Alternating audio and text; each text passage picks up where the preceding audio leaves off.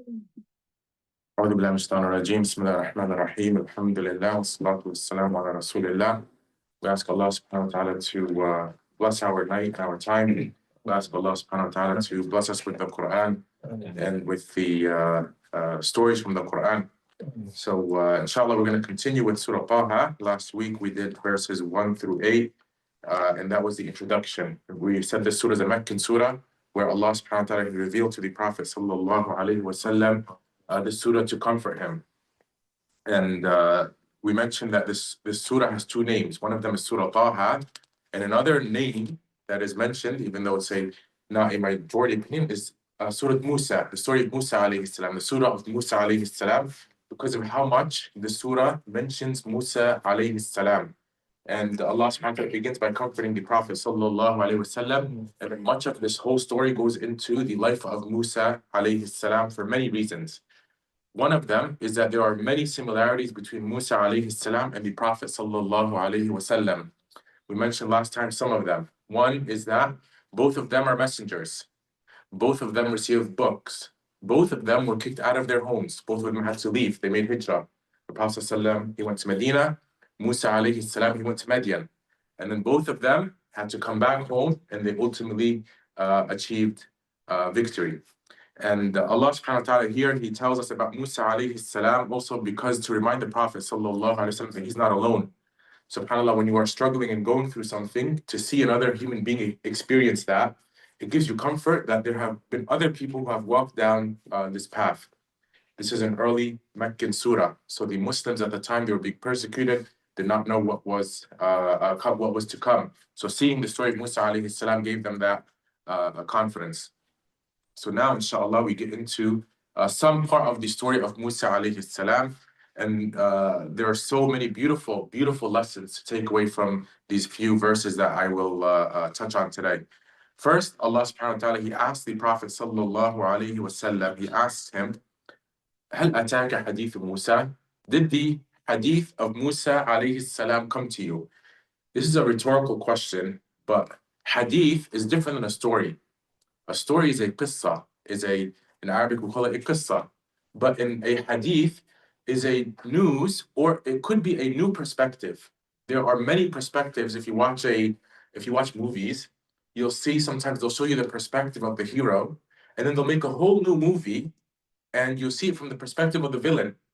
And the villain who in one movie you saw him as an evil person, subhanAllah, because you see a new perspective, your idea of the story completely changes. You see something from a different angle. So Musa alayhi salam, the Prophet ﷺ, maybe he knew about him. He may have been mentioned earlier. But here Allah subhanahu wa ta'ala is saying to him, I'm going to show you a new perspective of the story of Musa alayhi salam. So Allah subhanahu wa ta'ala, he's preparing the Prophet ﷺ to listen. هل أتاك حديث موسى إذ رأى نارا. Musa alayhi salam, he sees a fire. Allah says, if, meaning when he did, he saw a fire. فقال لأهلهم كثوا. So he said to his family, كثوا. إني آنست نارا. I have آنست, and I'll explain what this means, a fire. لعلي آتيكم منها بقبس. I will bring from you a qabas. I'm leaving the Arabic, and I will explain what each of these mean. أو أجد على النار هدى, or perhaps I will find guidance here. So let's walk through this. Musa alayhi salam, he's traveling with his family in the open, in the desert, and they are perhaps lost. This indicates here that they are lost and they are in need of light and in need of heat. Not only are these physical things, but subhanAllah, when you are misguided, I'm not saying Musa alayhi salam is misguided, but when someone is misguided, what does he need? Light. He needs guidance, he needs direction, and he needs warmth, the comfort of being near and in the presence of Allah subhanahu wa ta'ala. So he says to his family, umkuthu. Many times, sometimes someone may be traveling with their family, and the dad, he says, you guys wait here, I'm going to go check this out, I'll be right back. You guys stay right here, you wait in the car, I'm gonna go and check if this restaurant is open, I'm gonna check if this hotel is available, and you wait here. So this is the image that Allah subhanahu wa ta'ala gives us of Musa alayhi salam. And he says, Inni anastu nara. He doesn't say I saw a fire. He says anastu. Anastu, it means I perceived or I sense. There's a sense of comfort. Allah subhanahu wa ta'ala, He says in the Quran, if you were to go to someone's house, don't enter. لا تدخلوا بيوتا غير بيوتكم. Don't enter a house that's not yours. حتى تستأنسوا. Until you do this thing called isti'nas. Use your senses, right? Use your common sense to see, does the person want me to enter? Because everyone will say, please enter. But use other signs, right? To feel it out, basically. Feel it out. Do you feel like this person wants you to come in or not? So Musa alayhi salam, he says, Inni anastu nara. I know, there is a fire. I know there is a light there. His family perhaps did not see it. The Mufassirin, they say maybe Musa alayhi salam's family did not see the fire, but he saw it. So he says, لَعَلِّي, maybe I will bring for you a qabas. There are three mentions in the Quran about what Musa brings. Okay, one of them in Surah Taha, which is this, Allah mentions that Musa says to his family, perhaps I will bring you qabas. Qabas is the stick.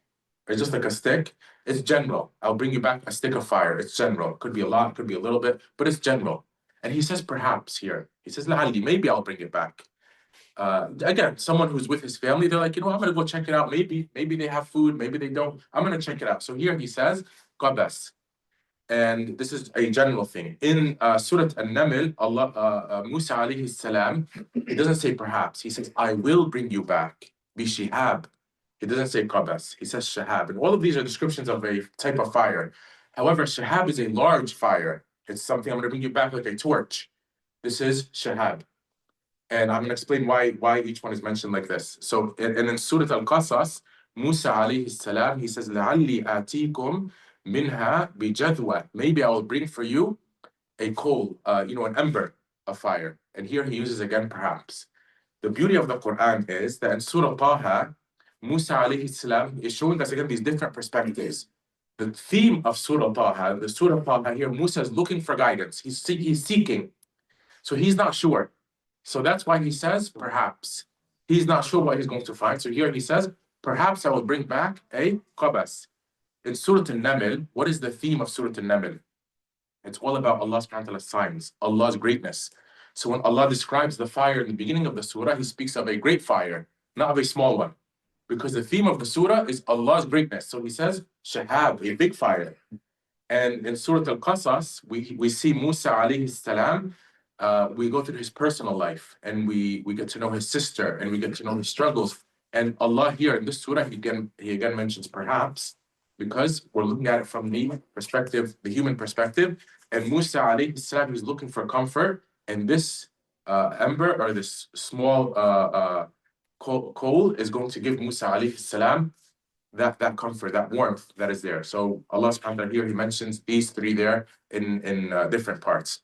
So here Musa alayhi salam, لَعَلِّي آتِيكُمْ, perhaps I'll bring for you from this fire some guidance or some qabas, a general fire, or I will find their guidance. فَلَمَّا أَتَاهَا. Now I want us to visualize Musa alayhi salam. He's walking to this fire. As he's getting closer and closer and closer, a voice calls out, Nudiya ya Musa. Someone calls out, Oh Musa.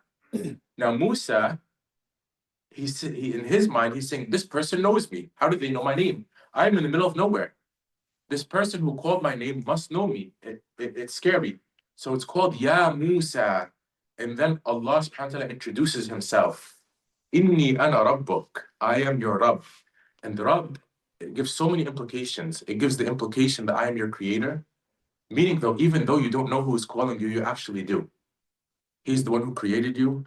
He's the one who has sustained you. Musa, when you went through difficulty in Egypt, when your mom threw you in the sea, when you were captured by Fir'aun, when you killed someone, when you fled, all of that is me, your Rabb. I was there. Even though I'm calling out to you, this is who I am. And this is the first thing Allah subhanahu wa ta'ala introduces Himself to Musa alayhi salam as Rabbuk. Inni ana Rabbuk. Getting to know the Rububiyyah, the creating, Allah subhanahu wa ta'ala being the creator and the sustainer. And then He tells him, فَخْلَعْنَ عَلَيْكَ. Take off your shoes, O Musa. إِنَّكَ بِالْوَادِ الْمُقَدَّسِ طُوَى. Take off your shoes, you are in the holy valley. Why take off your shoes? We went from something very serious. Allah's introducing himself. Now we're speaking about shoes. That seems like going from something great to something insignificant. But Allah subhanahu wa ta'ala is teaching Musa, I introduced myself to you. Before you learn, now you must have adab. You must learn etiquette. And this is a thing that many of us miss in our journey of knowledge. We forget to have adab. Understanding where you are, who you are standing in front of, where your context. When you are around a great place, you don't behave like you are in New York or in Chicago. When you are in Mecca, you don't behave like you are in New York. They're two different places. When you are in the presence of a scholar, you don't behave like you are in the presence of a average person. So Allah subhanahu wa ta'ala is teaching Musa alayhi salam this adab, and he says, Inni fakhla alayk, take off your shoes. I'm going to come back to the shoe thing later on. When Musa alayhi salam, when I wrap up this first part of the thing, I'm going to come back to the shoes because there's actually great symbolism in Musa alayhi salam taking the shoes off. Now, some people ask, is this a fiqh question? When you pray, can you not pray with your shoes on? No, you could. You could pray with your shoes on. The Prophet ﷺ, he did pray with his shoes on. Musa alayhi salam, here Allah's teaching him adab. And it may have been in his specific sharia to be like this, but in ours, we can pray with our shoes on. The Prophet ﷺ, he prayed with his shoes on, and one time during his salah, he took his shoes off, and the companions, they took their shoes off. So they asked him, what happened? Are we not allowed? He said, no. Actually, he turned around and he asked them, why did you all take your shoes off? They said, we saw you do it. So he said to them, I had something, Jibreel alayhi salam came to me and told me I had some impurity on my shoe. So I took my shoe off, but you did not have to take your shoes off. So he says to him, you are in the holy valley of Tuwa. وَأَنَا اخْتَرْتُكَ. And Allah subhanahu wa ta'ala, he says to Musa alayhi salam, I have selected you. Ikhtar in Arabic is like from the same word khayr. I see good in you. What's beautiful about this, it's not here mentioned in this story, but in other stories in the Quran, even it's implied here in Surah Taha, Musa alayhi salam, he feels inadequate. He said, why? How can you choose me? Why? I killed someone. إِنِّي قَتَلْتُ مِنْهُمْ نَفْسًا. I made a big mistake. And he starts reminding Allah subhanahu wa ta'ala of his shortcomings and how he is not worthy of this. And Allah subhanahu wa ta'ala has selected Musa alayhi salam. So sometimes we feel like this. We feel I'm inadequate. I'm not worth it. I'm just a nobody. And Allah subhanahu wa ta'ala, he doesn't look at us through the same criteria that we look at ourselves through. Allah subhanahu wa ta'ala, he looks at the khair that we do. And he overlooks the bad. Each and every single one of us has mistakes. We have things that we've done. But this doesn't define you. A moment of weakness does not define your entire life. Musa alayhi salam, he made a mistake. And he says to Allah, Allah is saying to him, don't worry about this. I see something in you that you don't even see in yourself. أَنَا اخْتَرْتُكَ. And who is the one who is selecting? It's Allah. Allah subhanahu wa ta'ala is the one who's saying to Musa, despite everything that you think of yourself, you are special. You as a woman, you as a Muslim male and female, there's something special about you, even though you have mistakes. Don't let that mistake hold you down forever, because that is what shaitan actually wants from you. He wants you to always think that because I did this thing, I'm stuck. I can never move forward. I'm a hypocrite. I'm bad. I'm this and that. You are a human being. You are a human being who made mistakes. And Allah subhanahu wa ta'ala, he has selected you. He has made you a person of Islam. He has made you a person of the masjid. So Allah subhanahu wa ta'ala here, he tells Musa, despite what you think of yourself, I have chosen you. أَنَا اخْتَرْتُكَ فَاسْتَمِعْ. Now, he says to him, so listen very closely. In Arabic, isma is 3 letters, or sama'a is 3 letters. The longer you make a letter, the more emphasis it is. So here he doesn't say isma, he says istami', he adds the ta.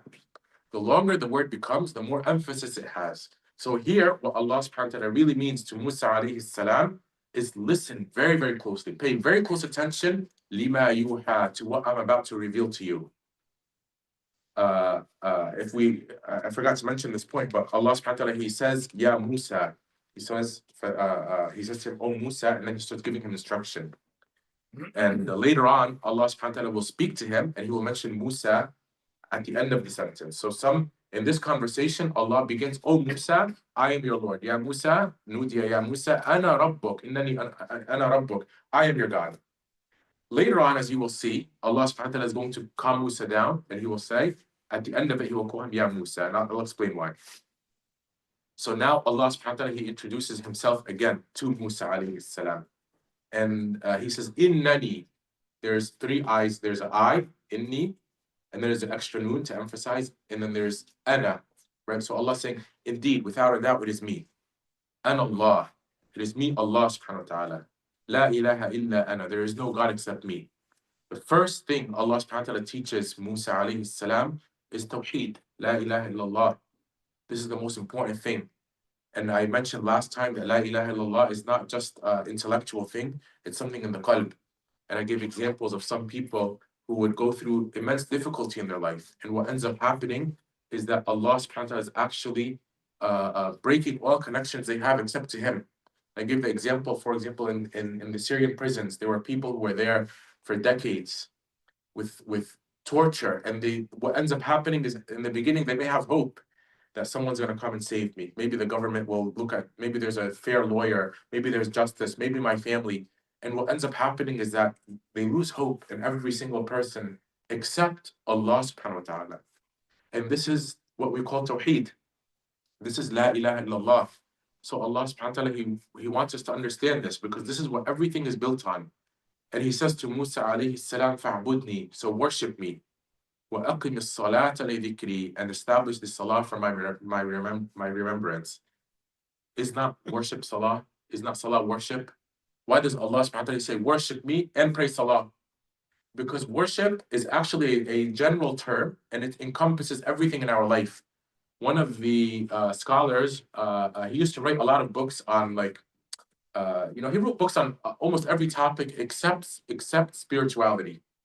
So someone asked him, why don't you write a book on Islamic spirituality? He said, actually, I did. I wrote many. He said, the fiqh of finances, that was spiritual. He said, the transactions, the marriage, all of these things are spiritual. Do you know what worship means? Worship means that when you are in your business and you're an honest person, this is a worship. This is an act of worship. Worship means that when you are in a position where you can steal or lie and you don't, this is actually an act of worship. For a Muslim, the act of worship is throughout his or her life. It's 24/7. And the salah is a symbol of that, where you come out and you worship Allah subhanahu wa ta'ala. What's interesting here is that Allah subhanahu wa ta'ala says to Musa, Aqim as-salah. Every single prophet, if you look at them, when they first begin, the first thing they are given is salah. When you have a job, the first thing your employer gives you is the tools you need. If you are going to be a carpenter, they will give you some nails, they'll give you a hammer, they'll give you a saw, they'll give you the basic tools you need to do the job. Without this, you cannot do it. The first thing Musa alayhi salam is given as a tool to go through difficulties that he's without a doubt going to experience is the salah. The Prophet sallallahu alayhi wasallam, the first thing he was given was salah. Ya ayyuhal muzammil, O you who is wrapped in cloth. Allah says to the Prophet sallallahu alayhi wasallam, Qum al-layla illa qalila, stand up and pray in the night except a little bit. Isa alayhi salam, he's in the cradle. He's still a baby. And he says, when he speaks, the first thing he says, I am the abd of Allah, I am the servant of Allah. آتاني الكتاب وجعلني نبيا. He gave me the book and he made me a prophet. وأوصاني بالصلاة, and he commanded me to pray. He commanded me with salah. So Musa is given salah first, alayhi salam. Muhammad sallallahu alaihi wasallam, Isa alayhi salam, even Maryam alayhi salam. When news comes to her, it said, and she, what is she commanded to do? Ya Maryam, uknuti li rabbiki wasjudi warka'i ma'a raki'in. O Maryam, make sujood with those who prostrate and make ruku' with those who bow. The salah is the tool that gets you through the difficulties of life. Salah does not remove your difficulty. You will not come to salah and say, God, I have a problem in my job, and you come out of salah and your job problem is solved. Your health problem will not be solved like this. That's not the way the world works. It could in a once in a while miracle, but most times you will leave salah, your problem will still be there in front of your face. So what does salah do? It actually gives you the strength to cope with it. It's like a medicine. It's like a moment, if you want to call it, of slowing down in meditation and speaking to Allah subhanahu wa ta'ala. When you come in salah and you make sujood and you weep and you cry to Allah subhanahu wa ta'ala, you leave the salah and the problem is still there, but you feel a little better. That feeling a little better is what is going to get you through the difficulty. Allah subhanahu wa ta'ala said, Ya ayyuha alladhina amanu ista'inu bis-sabri was-salah. O you who believe, seek help with two things: patience. Some ulama here, they say patience means fasting, and salah. Ista'inu bis-sabri was-salah. Inna Allaha ma'as-sabirin. Allah is with those who are patient. So Allah subhanahu wa ta'ala, He gives Musa this tool of salah. He's preparing him. Musa alayhi salam is now learning the mission. Number one is Tawheed. Number one is introducing Allah subhanahu wa ta'ala, adab, and then Tawheed. And now we have worship. Your whole life will revolve around Allah subhanahu wa ta'ala. And most importantly, the tool to help you be like that is the salah. Because if me and you say, for example, worship means to be a good business person, what will keep you being a good business person is the salah. Because if you are in midday in business, in your job, and you cheat, and then you have Salat al-Asr in an hour, what are you going to do in Salat al-Asr? You're going to ask for forgiveness. You're going to say, my God, I shouldn't have done that. Astaghfirullah.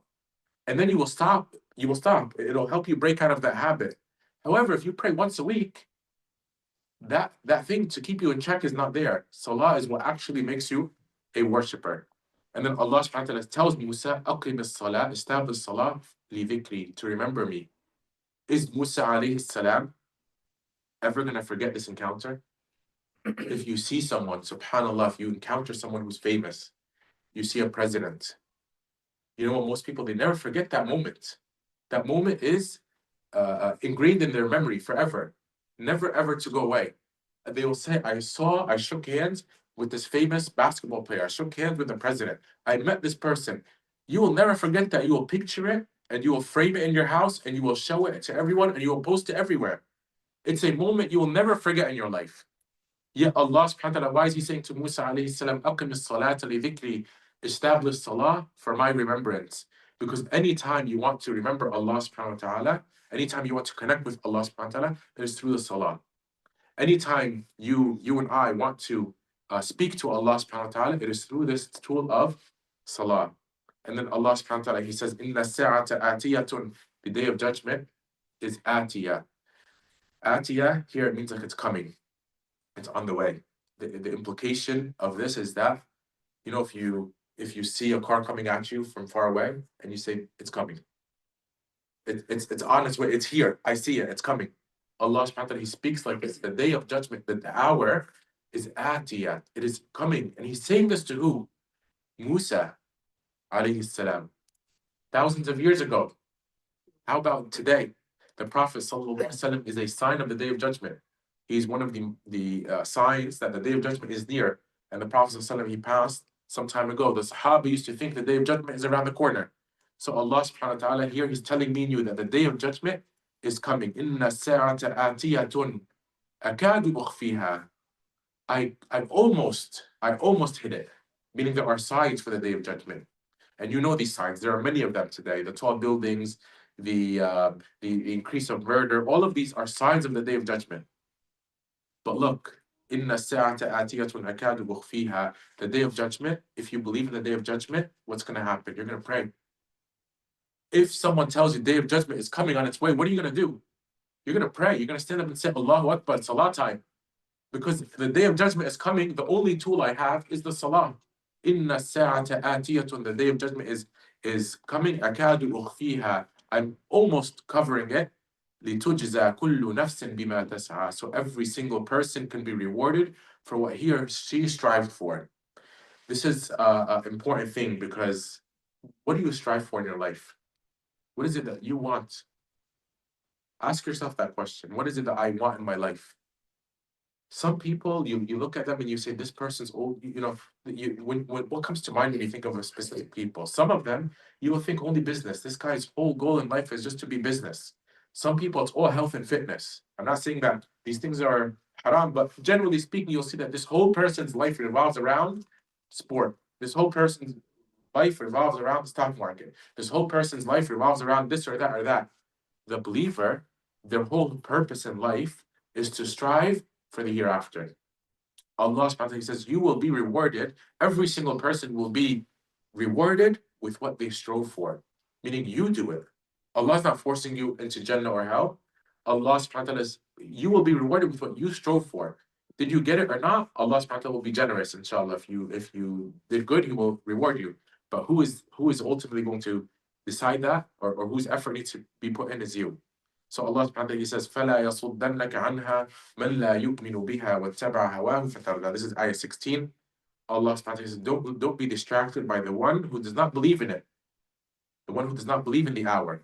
Like people like Fir'aun, people like Pharaoh, who don't believe in the hour, do not let them misguide you. وَاتَّبَعَ هَوَاهُ. And that person follows his hawa, his the English is sometimes translated as desire, but hawa is actually an intellectual thing. It's not a physical thing. Shahwa is a physical desire. A hawa is like a bias. So some people, they are so closed, they refuse to listen. This is hawa. Or some people, they will think that the only I am right, and they become blinded to see anything else.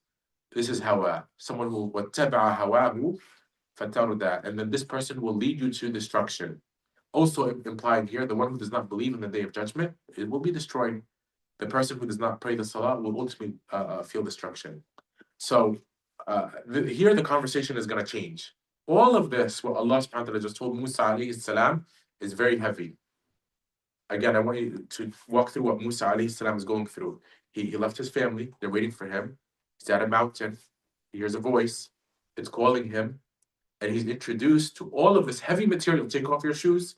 I am Allah. There's no one but me. Worship me. Day of judgment is coming. All of these things. Now Allah subhanahu wa ta'ala, He asked Musa a question. The tone of the conversation is going to shift. Allah subhanahu wa ta'ala says to Musa, وَمَا تِلْكَ بِيَمِينِكَ يَا Musa.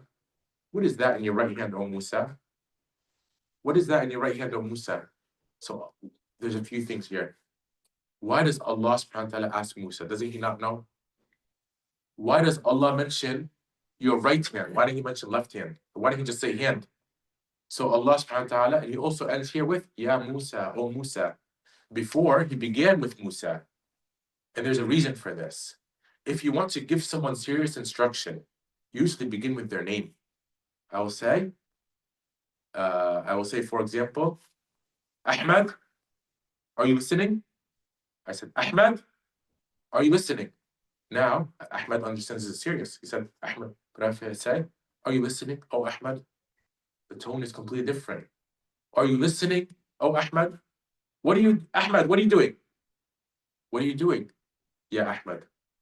What are you doing, oh, Ahmad? The first one is the seriousness. The second one lightens up the conversation a little bit. So Allah subhanahu wa ta'ala, He's now seeing Musa alayhi salam being terrified, of course, in awe. And Musa alayhi salam, some of the Mufassirin, they say, he was so afraid, he didn't know his right from his left. So Allah wanted to ground Musa, and He says, what's that in your right hand? So Musa alayhi salam can now look, just ground yourself in reality a little bit. Just calm down. Look at your hand. Sometimes if someone is very distressed, you say, just stop. Take a breath. Take a deep breath. Put your feet on the floor. Touch your floor. Feel your hands on the table. All of this is grounding the person in reality. So Allah subhanahu wa ta'ala says to Musa alayhi salam, what is that in your right hand? وَمَا تِلْكَ بِيَمِينِكَ. What is that in your right hand? O Musa, Ya Musa. And Musa alayhi salam, he responds. He says, Hiya asaya, it is my stick. And then he goes on to give more information about the stick. He says, أَتَوَكَّأُ عَلَيْهَا. I lean on it, and I أَهُشُّ بِهَا عَلَى غَنَمِي. I use it to move my sheep. وَلِيَ فِيهَا مَآرِبُ أُخْرَى. And I use it for other things. Now, Musa alayhi salam, he could have just said, it's my stick. He stopped. But he could go on and on and on for several reasons. One of them, in Mufassirin, they say that because Musa alayhi salam, he was in a conversation that he did not want to end. So he kept on adding things. When you are in love with someone, you don't want the conversation to stop. You want it to keep on going. So Musa alayhi salam, he kept adding more and more and more. And Musa alayhi salam, we see this love he has for Allah subhanahu wa ta'ala. Again, when you love for someone, you want to rush to meet them. So Musa, he has to go to the mountain, and his people are dragging their feet, so he gets there early. So Allah subhanahu wa ta'ala, He says to Musa, وَمَا أَعْجَلَكَ عن قومك يا موسى. Musa, how did you get here early? Why did you get here early? He said, my people are coming. هم على أثري وعجلت إليك ربي لترضى. God, I've come to you so you can be pleased. I missed you. I wanted to come see you. And on top of that, Musa alayhi salam, he loves Allah subhanahu wa ta'ala, he wants to see him.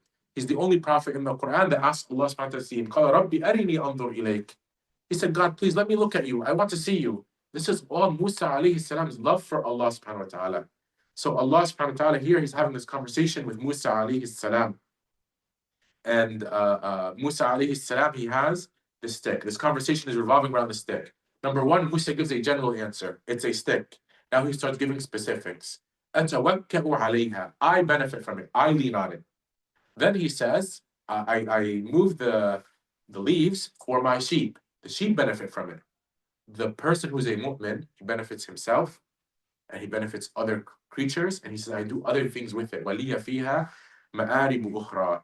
And then Allah subhanahu wa ta'ala, he says to Musa, قَالَ أَلْقِهَا يَا Musa. Throw it, Musa. And Allah again here, he says, throw it, oh Musa. Making it easy for him. Lightening the conversation. This word here, throw, is going to show up throughout the whole conversation with Musa and Allah subhanahu wa ta'ala. Throughout the whole story of Musa, if you look, if there's one word that this one word stuck out to me, throw it. Alqiha ya Musa. Musa throws the stick. Allah subhanahu wa ta'ala, he says, he's going to say to Musa, I threw down love on you. Alqaytu alayka mahabbatan inni. The magicians, Allah says, وَأُلْقِيَ السَّحَرَةُ سُجَّدًا. The magicians will throw themselves, it doesn't say fall, they will throw themselves into sujood. The mother of Musa, she will throw him into the river. This theme of throwing shows up throughout this entire story. And there's many wisdoms in this, because when you throw, you let go of the familiar. You let go of what you are comfortable with. I have this thing, it's very close to me, the stick, I know it, throw it, get rid of it. Put your trust in Allah. Right? Put your trust in Allah. Just throw it. And then it's embracing the unfamiliar. You know, they do this, I don't know if I mentioned this here last time, but they do this trust activity where you just throw yourself back, right? And this throwing yourself back, there's fear in that. There's fear. I'm going to fall. But what ends up happening is you get caught. Someone catches you once, twice, thrice, and then you end up, becomes a lot easier to fall. Throughout the story, you will see Musa alayhi salam, he's always unsure or he's scared. Allah mentions this in the Quran. Musa is scared. In the end of the story, this is not in Surah Taha, but it shows up in Surah Al-Shu'ara, where in the end of the story of Musa, where the people and Musa alayhi salam is with his people, and they are at the sea, and Fir'aun is about to catch them. Everyone there is saying, we are caught. Everyone is scared, except Musa. He learned. Allah taught him. Musa alayhi salam said, no. Inna ma'aya rabbi sayyidin. Allah is with me, He will guide me. Throughout your life experience, look back. How many times did you fall and Allah caught you? How many times did you think that because I got fired, my life is over? And then years go by, or some time goes by, and you realize that firing was the greatest thing that happened to me because I started a business and now my business is flourishing. Someone, they lose someone, and then they become in service of others. Even look at the Prophet sallallahu alaihi wasallam himself. He was an orphan. And you know what that meant for him? That meant that he can relate to every orphan in the world. You know, if you are someone who was bullied in school or left out from a group, this is a bad thing. All the kids used to play, they used to leave you out. You know, something you learned in your life, when you are at a party, when you are at a gathering, and you see someone sitting all by themselves, they're going to stand out to you. And you know what you're going to do? You're going to go and sit with them. Because your difficulty became a tool of you helping someone else. So Musa alayhi salam, he's told to throw the stick. Alqiha ya Musa. Get rid of it. This thing that you're relying on and it helps you so much, throw it. Let's see what happens. So Musa alayhi salam فَأَلْقَاهَا. Musa throws the stick. فَإِذَا هِيَ حَيَّةٌ تَسْعَى. And now it is something scary. It's a snake that is moving very fast. فَإِذَا هِيَ حَيَّةٌ تَسْعَى. It doesn't mention it here, but in other surahs, Allah subhanahu wa ta'ala says, Musa got scared, naturally from the snake. Musa alayhi salam, he gets terrified from the snake. And this is a normal fear. So Allah subhanahu wa ta'ala, He says to Musa, take the snake. وَلَا تَخَافْ. He says to him, take the snake and don't be afraid. Usually you would say, don't be afraid, take the snake. Right? Usually you say, don't be afraid, take the snake. Allah here, He says, khudha, take it. And then He says to him, don't be afraid. Why? Because Allah subhanahu wa ta'ala is telling Musa, you take it, and now you see how it became a stick again? Next time, don't be afraid. He's training him. He's training him. Look, you went and you grabbed it. You were so scared to do it the first time. Look, you grabbed it, everything's okay. Next time, don't be afraid. خُذْهَا وَلَا تَخَفْ سَنُعِيدُهَا سِيرَتَهَا الْأُولَى. We will return the snake to its original form. And Allah subhanahu wa ta'ala, here I'm going to tie in the shoes, come back to the shoes. The shoes, Allah subhanahu wa ta'ala, He told Musa alayhi salam to take off his shoes, and He told him here to throw the stick. The shoes are in the feet. And Fakhruddin Razi, he says that your shoes or your feet are what you run to. You go towards things with your feet. And he says your hand, the stick was in his hand, so he threw it. Your hand is what you seek things with. So Allah subhanahu wa ta'ala is implying to Musa alayhi salam, don't ever run to anyone else or seek help from anyone else except me. Because I am Allah and I am your Rabb, and I am the one who's always been there, and everything in your life has been through me. Don't ever rely on anyone else. And He's preparing him to fear things, to show him, look, there's something very scary in front of you. It looks like it's going to kill you. It's a snake. It's the human being's worst fear. Most humans fear the snake. Allah makes Musa go and deal with that fear directly. Sometimes if you are going through something, the best way to go through it is through it. If someone is afraid of something, social anxiety, the best way is go socialize. Someone is afraid of going over a bridge. You know the best way to conquer that fear? Go over the bridge. Someone is afraid of flying an airplane. The best way to conquer that is take a short plane ride. That's the best way to do it. They actually do this with someone who's afraid of crossing a bridge. They'll say, just go and put 2 feet on the bridge and come back. And then he goes, he puts 2 feet, and they say, wait, you see, nothing's happening. Everything's okay. Everything is okay. Now come back. Now go take 10 feet. He goes and he runs back. And now what's happening? He's training his mind. This is not what it appears to be. This thing I am afraid of is not what it appears to be. Fir'aun is not what he appears to be. He appears to be very strong.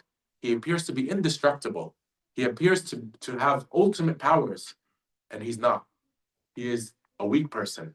So Allah subhanahu wa ta'ala, He gives Musa the stick. And He shows him that in reality, something can seem one thing. It seems like it's a normal stick, but in reality, there's a dimension that we don't see. The dimension that we don't see of the stick is that this stick has many more powers than it appears to be. And Allah subhanahu wa ta'ala is giving Musa alayhi salam this lesson that in normal things, things we think have no power are just normal things. The water that Fir'aun will be drowned by seems like it's just water. It is a tool of Allah subhanahu wa ta'ala. So Allah subhanahu wa ta'ala, He tells Musa alayhi salam to throw the stick, and I'm going to mention just 2 more ayat and I'll stop. And then Allah subhanahu wa ta'ala gives Musa alayhi salam another miracle. He says, وَضْمُمْ يَدَكْ, take your hand, إِلَى جَنَاحِكَ, to your side. Okay? However, Allah doesn't say side here, Allah says wing. Take your hand and put it under your wing. Musa alayhi salam doesn't have a wing. He really means take your hand and put it like this, under your side, under the side of your arm. تَخْرُجْ بَيْضَاء, it's going to come out white, shining light. Why doesn't Allah subhanahu wa ta'ala mention the wing here? The wing actually symbolizes several things. Number one, that your hand, Musa alayhi salam, which again appears ordinary, it's important because a miracle is going to come out of it. And subhanAllah, when you have something important, what do? You hide it, you tuck it. Something else, the wing, elevates the person. So Allah subhanahu wa ta'ala is implying to Musa alayhi salam that through these miracles, he will be elevated. Remember falling? And now what's Allah subhanahu wa ta'ala doing to Musa? Elevating. When you fall for Allah subhanahu wa ta'ala, you fall, Allah will raise you. This is the sunnah of Allah subhanahu wa ta'ala. Anytime someone sacrifices for Allah subhanahu wa ta'ala, Allah subhanahu wa ta'ala, He elevates him. So He says, وَضْمُمْ يَدَكَ إِلَى جَنَاحِكَ, put your hand under your wing, تَخْرُجْ بَيْضَاءَ مِنْ غَيْرِ سُوءٍ, it's going to come out white without any deficiencies. Very clear. آيَةً أُخْرَى, another sign, another miracle. لِنُرِيَكَ مِنْ آيَاتِنَا الْكُبْرَى, so that we can show you of our great miracles and signs. So here, Allah subhanahu wa ta'ala has basically prepared Musa. He's met him, He's introduced Himself, He's given him the tool he needs, and now He's saying, I gave you all of these to show you my great signs. The next thing Allah is going to say to Musa alayhi salam, which we'll cover next time, Now go to Fir'aun. اذهب إلى فرعون إنه طغى. He has transgressed. I've given you all of these things for a purpose. Allah subhanahu wa ta'ala, my dear brother and sister, He has given you something in your life for a purpose. It could be you may have a stick, and I don't have that stick. You have a stick that I don't have. I have a stick that you don't have. But every single one of you has a purpose in his or her life. Not everyone needs to be a speaker. Not everyone needs to be a scholar, a motivator. Sometimes in your own profession, in your own job, in your own life, in your own career, in your own circle, Allah has given you a purpose. And He has given you the tools to deal with that. Because Allah subhanahu wa ta'ala is showing Musa alayhi salam, you are not alone. Look, you're going to go to Fir'aun, but look, everything I'm giving you. You're going to be okay. Don't be afraid. Look, I'm showing you the greatest of miracles. I've spoken to you directly. I've given you this stick. I've given you this shining hand. All of these, I'm with you. And sometimes in your life, you just need to, Allah subhanahu wa ta'ala, you just need to see Allah. He's there with you. He's there with you. Sometimes it's just something small that happens. I was reading a book the other day, and one of the author was giving examples of things that sometimes people don't look for, small blessings in their life. And he said one time, if someone loses a job, and then you go and you buy coffee, and the person who's selling you the coffee, like, this one's on me. You just lost the job, but Allah's reminding you through the small sign, your risk is on me. Your risk is on me. This coffee is on me. Allah's showing you that when I want, I will give you a free coffee. When I want, I will give you a job. I'll give you a salary. All of this, it just takes time to see Allah subhanahu wa ta'ala in your life. So Allah subhanahu wa ta'ala here, He tells Musa, we have given you all this as a way. And if you look at the seerah of the Prophet sallallahu alaihi wasallam during the Isra wal Mi'raj, there's a lot of similar things that happen. He goes up, he meets Allah subhanahu wa ta'ala, just like Musa meets Allah subhanahu wa ta'ala. He speaks to Allah subhanahu wa ta'ala. He's given salah officially as a fard, as a tool for him to cope with, and he's shown the great signs. The difference is Allah subhanahu wa ta'ala, He doesn't tell us the signs of the Prophet sallallahu alaihi wasallam. So, or most of them we don't know. During the Isra wal Mi'raj, there's many things Allah subhanahu wa ta'ala, He says in Surah Al-Najm, ما كذب الفؤاد ما رأى ما زاغ البصر وما طغى لقد رأى من آيات ربه الكبرى. The Prophet ﷺ's fu'ad, his heart, did not go astray, but Allah showed him from His great signs. The same thing here He does to Musa alayhi salam. So inshallah, next time we will pick up from where Musa alayhi salam is told to go to speak to Allah subhanahu wa ta'ala directly, and you will see where Musa alayhi salam starts making some excuses, because despite seeing all of this, his nafs was telling him, his self was telling him, you're not qualified. And he starts seeking a way out, right? And this is the Nabiullah Musa alayhi salam, Kalimullah. We ask Allah subhanahu wa ta'ala to accept from us, and Allah subhanahu wa ta'ala to bless us. Alhamdulillah. Inshallah, if there's any questions.